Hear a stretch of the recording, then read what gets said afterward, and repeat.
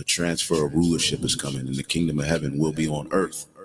Righteousness will be spread throughout the whole four corners of the earth. Wickedness will be put down.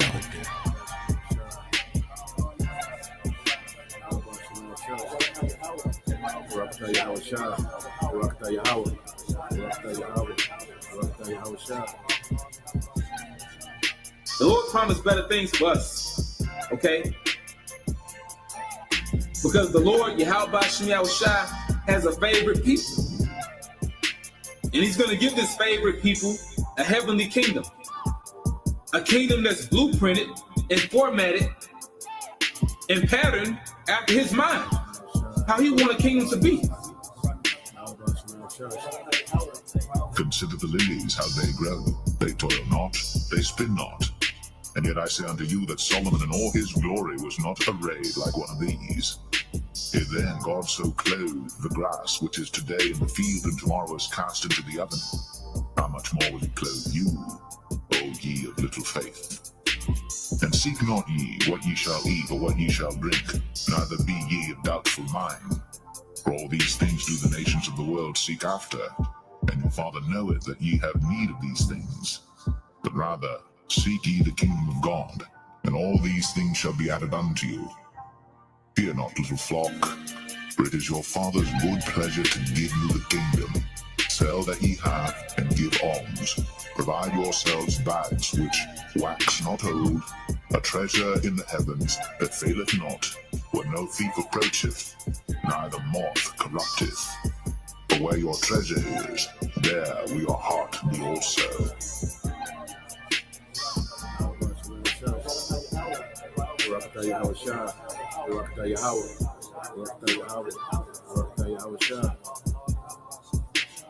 A transfer of rulership is coming, and the kingdom of heaven will be on earth.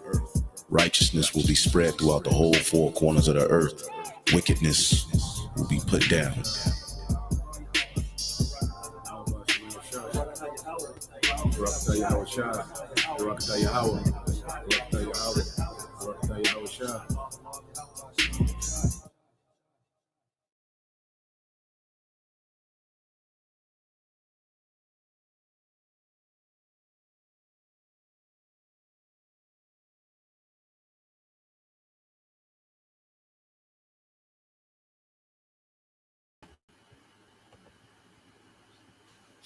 All right, Shalom.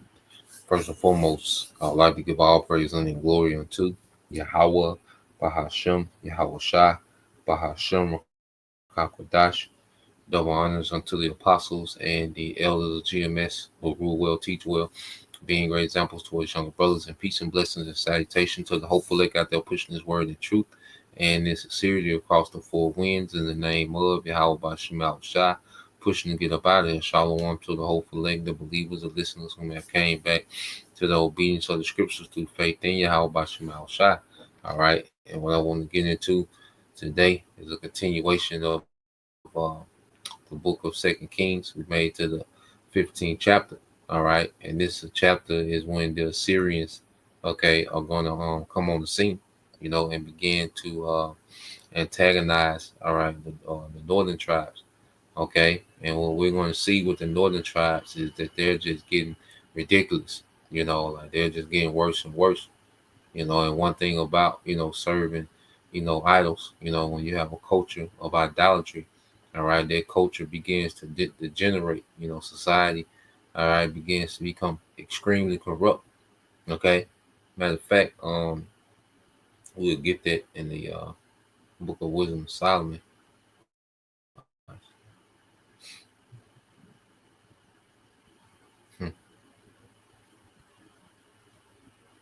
All right, so let's start out there in the book of Wisdom of Solomon, because we know the northern tribes was heavy, you know, into idolatry. Okay, and the scriptures speak about, you know, idolatry, okay, and the effects of it, you know, what it leads to. You know, it goes into the specifics, okay, and we'll jump back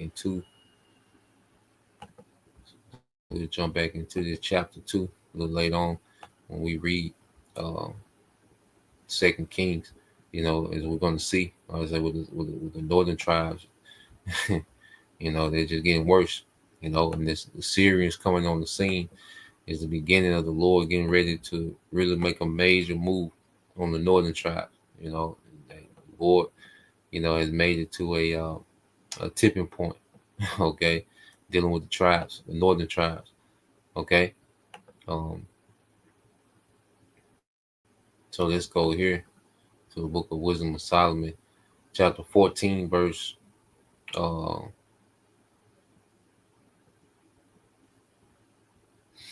Start at 11. Said, therefore, even upon the idols of the Gentiles shall there be a visitation, because in the creature of the Most High, which are Israelites, they are become an abomination and stumbling blocks to the souls of men, and they snare, all right, to the feet of the unwise. And what we're going to see, what we've been seeing with the northern tribes, they just couldn't shake idolatry, man. The Lord will have mercy on them in points, okay, but they just could not shake idolatry, man. It was a snare to them, okay. It had their soul, okay. For the devising of idols was the beginning of spiritual fornication, and the invention of them the corruption of life, man.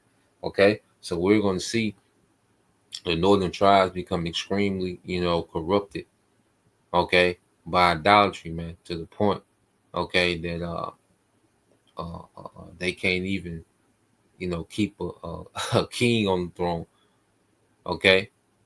Their stability is just completely gone. It's all corrupt, So when you go here to um Second Kings, all right, the 15th chapter, okay, you're just gonna see that the northern tribes are just niggas, man. At this point, it's like Crips and Bloods at this point with the northern tribe. So let's go here to Second Kings 15th chapter. We read in the NLT. Uh,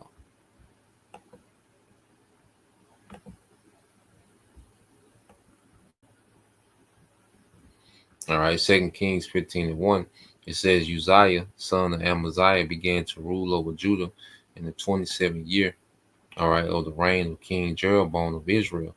He was 16 years old when he became king, and he reigned in Jerusalem 52 years. And I think that's the longest reign, thus far, you know, 52 years. It said his mother was Jecoliah from Jerusalem. He did what was pleasing in the Lord's sight, just as his father Amaziah had done. But he did not destroy the pagan shrines, and people still offered sacrifices and burnt incense there. So what you would have amongst the southern kings, they would, stick to the traditions, but then they will also be tolerant of pagan, okay, within their realm. They wouldn't uh, uh, destroy, okay, pagan worship. Some kings did. A few, to get to Josiah, Hezekiah, they would, destroy, pagan, okay, culture amongst, Jerusalem, okay. But you will have um, certain kings of Judah, okay, that would, they would be faithful to the Lord, but then they will allow, pagan culture, idolatry, okay, amongst their realm. So you still have certain jakes into idolatry, man, okay, and wherever idolatry is, all right, the curse of the Lord, okay, punishment of the Lord is not far behind, okay. So it says the Lord struck the king with leprosy, which lasted until the day he died. He lived in isolation in a separate house. The king's son, Jotham, was put in charge of the royal palace and governed the people of the land. The rest of the events of Uzziah's reign and everything he did are recorded in the book of the history of the kings of Judah. When Uzziah died, he was buried with his ancestors in the city of David. His son Jotham became the next king. Zechariah, son of Jeroboam II, began to rule over Israel in the 38th year of King Uzziah's reign in Judah. He reigned in Samaria 6 months. Okay, and this back on the northern tribe, 6 months. Zechariah did what was evil in the Lord's sight, and his ancestors had done. He refused to turn from the sins that Jeroboam, son of Nebat, had led Israel to commit. Then Shalom, son of Jabesh, conspired against Zechariah, assassinated him in public, and became the next king. So assassinated him in public. Okay, so it's just like the northern tribes are just moving like the cartels, man. Okay, it said the rest of the events of Zechariah's reign are recorded in the book of the history of the kings of Israel. So the Lord's message to Jehu came true. Your descendants will be kings of Israel down to the fourth generation. Which he promised Jehu that. So Jehu had four sons. All right, to sit the throne, four generations of sons to sit the throne. Okay, before it was obliterated. Okay, it said Shalom, son of Jabesh, began to rule over Israel in 39th year of King Uzziah's reign in Judah. Shalom reigned in Samaria only 1 month. Okay, so you see there is no stability anymore. Okay, the northern tribes has turned into an absolute shit show. Okay, over kingdom. Okay, this guy ruled for 6 months. This guy ruled for a month. It's almost like the year of four emperors, the year of four Caesars, dealing with Rome, man. This is how cutthroat and grimy the northern tribes had got. All right. It said then Menahim, son of Gadi, went to Samaria from Tizar and assassinated him, and he became the next king. The rest of the books of Shalom's reign, including his conspiracy, are recorded in the book of the history of the kings of Israel. It says at that time, Menahem destroyed the town of Tapu and all the surrounding countryside as far as Tazar because its citizens refused to surrender the town. He killed the entire population and ripped open pregnant women. Menahem, son of Gadi, began to rule over Israel in the 39th year of King Uzziah's reign.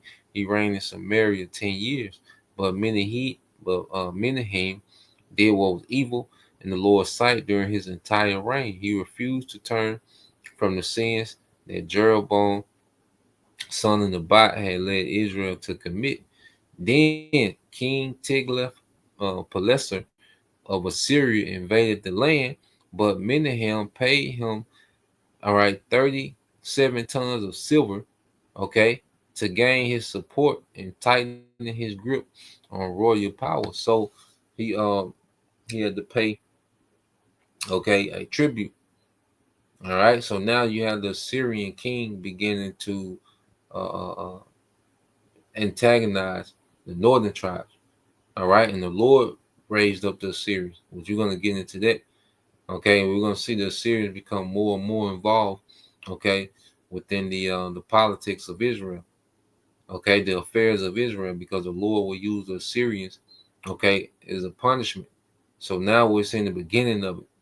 All right, with our King Tiglath-Pileser, we're going to get into him on down, and it says Menahem extorted the money from the rich of Israel, demanding that each of them pay 50 pieces of silver to the king of Assyria. So the king of Assyria turned from attacking Israel and did not stay in the land. The rest of the events of Menahem's reign and everything he did are recorded in the book of the history of the kings of Israel. When Menahem died, his son Pekahiah became the next king. Pekahiah, son of Menahem, began to rule over Israel in the 15th year, of King Uzziah's reign in Judah. He reigned in Samaria 2 years, but Pekahiah did what was evil in the Lord's sight. He refused to turn from the sins that Jeroboam, son of Nebat, had led Israel to commit. So now we're seeing just the reign of these different northern kingdoms is beginning to become shorter and shorter because the Lord's getting ready to end the northern kingdom, man. He's to the point to where he's fed up with these niggas, man. Okay, he said, then Pekah, son of Remaliah, the commander of Pekahiah's army, conspired against him. With 50 men from Gilead, Pekah assassinated the king along with Argob and Ariah in the citadel of the palace at Samaria, and Pekah reigned in his place, man. So there's 3 kings assassinated. amongst the northern tribes, you know, in this chapter. Okay, he said the rest of the events in Pekah's reign and everything he did are recorded in the book of the history of the kings of Israel. Pekah, son of Remaliah, began to rule over Israel in the 52nd year of King Uzziah's reign in Judah. He reigned in Samaria 20 years, but Pekah did what was evil in the Lord's sight. He refused to turn from the sins that Jeroboam, the son of Nebat, had led Israel to commit. During Pekah's reign, King Tiglath-Pileser of Assyria attacked Israel again, and he captured the towns of Ajan, Abal, Beth Makkah, Janah, Kadash, all right, Hazar. He also conquered the region of Gilead, Galilee, and all of Naphtali, and he took the people, all right, to Assyria as captives. So now Israelites are being taken captive. You see, this is a new phase of punishment of the Lord as he's allowing, Israelites to be taken captive. Now let's get into this character, the Assyrian king. Okay. See now, all right, you're seeing, let's say the Lord is allowing, the heathen to take a little further. Okay. Because the northern tribes were just not getting it, man. Okay. So you go and just ask that who's Tiglath. All right. Pileser. Okay. Of the Bible. It says King Tiglath-Pileser III was one of the most powerful and influential kings of Assyria, reigning from 745 to 727 BCE. He is especially notable in both Assyrian records and the Bible for his military campaigns, administrative reforms, and expansion of the Assyrian Empire, including his attacks on Israel. So under Tiglath-Pileser III, Assyrian became, mighty in the earth. Okay, and the Lord was raising them up, man, to use them, all right, to punish, okay, the northern tribes, man. It said Tiglath-Pileser III and his attacks on Israel. Tiglath-Pileser III is mentioned in the Hebrew Bible under the names of Pul, all right, a variant of his name, all right, 2 Kings 15 and 19. Tiglath-Pileser, all right, 2 Kings 15 and 29, okay, and it says in the days of Pekah, king of Israel, all right, Tiglath-Pileser, king of Assyria, came and took, all right, those different towns. What we just read. It said King Pekah of Israel had rebelled against the Assyrian dominance. In response, Tiglath-Pileser invaded the northern parts of Israel, capturing key cities and deporting large number of Israelites.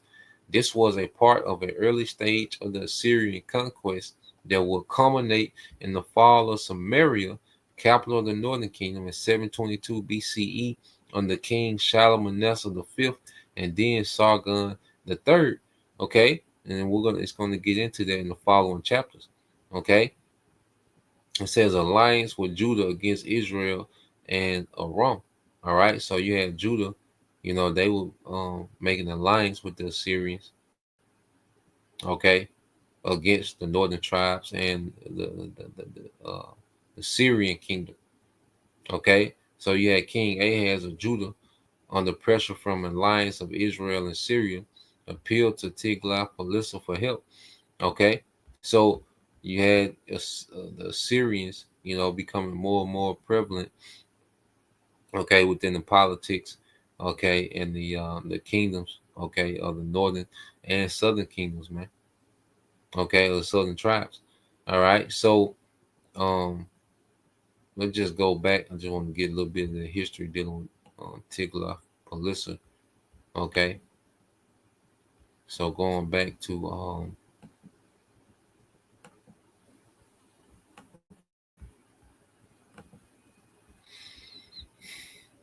2 Kings 15 and 30. And then Hoshea, son of Eli, conspired against Pekah and assassinated him, man. The fourth assassination. You see?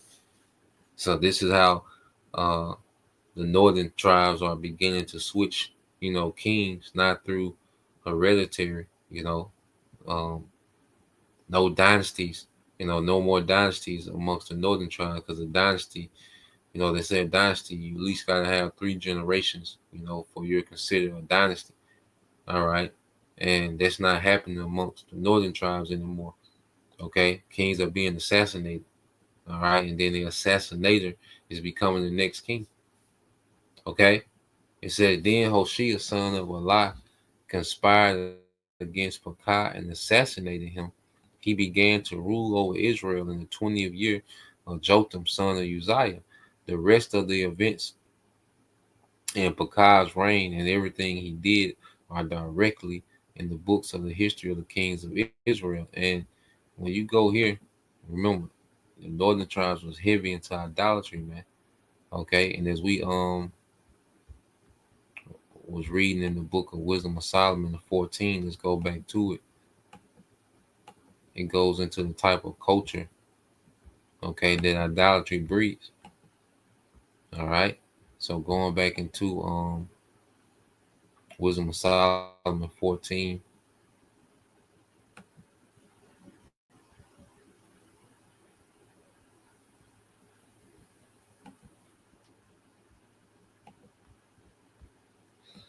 All right, Wisdom of Solomon chapter 14. And I read 12 again. It said, for the devising of idols was the beginning of spiritual fornication, and the invention of them the corruption of life. All right. And you go down here, you jump down, verse 22.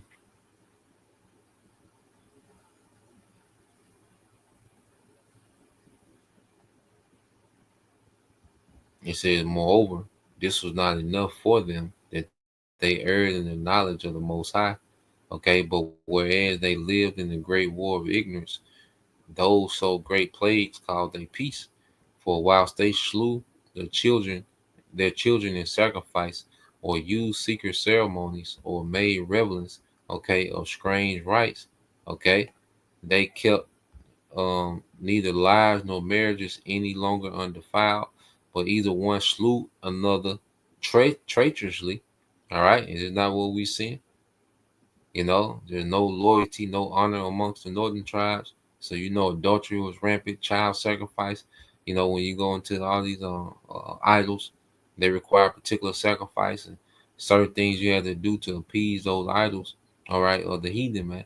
It says, or grieve him by an adultery, so that there reign in all men without exception blood, manslaughter, theft, and dissimulation, corruption, unfaithfulness, torments, perjury, disquieting of good men, forgetfulness of good terms, defiling of souls, changing of kind, disorder in marriages, adultery, and shameless, all right, uncleanness, man. Okay, and you can see amongst the northern tribe, this was their culture now. Okay, it was just degenerate, as you can see amongst our people now. Okay, under westernization, this is their culture: adultery, manslaughter, changing of kind, alphabet. This is the norm amongst our people now. Okay, and it stems from what? Idolatry, man. Jesus Christ is an idol.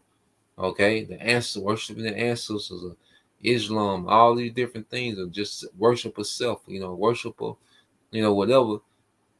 Okay, besides Yahweh Bashim Al Shai, anything outside the worship of Yahweh Bashim Al Shai is idolatry, man. And you see the culture that is produced amongst our people today. All right, and the northern tribes, they was all in. Okay, it says, for the worshiping of idols, not to be named, is the beginning, the cause, and the end of all evil, man.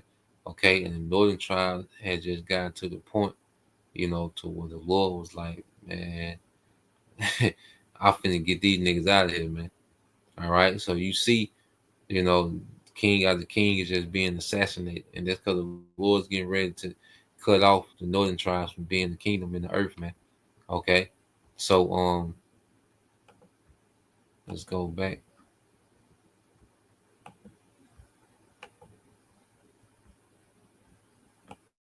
to Second Kings, and then you have this. So the northern tribes have just completely, lost their way. Okay, so that's why when you go here to Proverbs 29 and 18, it says, where there is no vision, the people perish. All right, so we just seen the northern kingdom just perishing away. Their morale, any type of righteousness is just perishing, man. Okay, it said, but he that keepeth the law, happy is he, man. And there's perks of being benefit of being obedient to our power, you know. But we see amongst the northern tribes, they just went left. Okay, so let's finish off in 2 Kings 15 and 32. Said Jonathan, son of Uzziah, began to rule, because it goes back to the southern kingdom now, to rule over Judah in the 2nd year of King Pekah's reign in Israel. He was 25 years old when he became king. He reigned in Jerusalem 16 years. His mother was Jerushu, the daughter of Zadok. All right, Jotham did what was pleasing in the Lord's sight. He did everything his father Uzziah had done.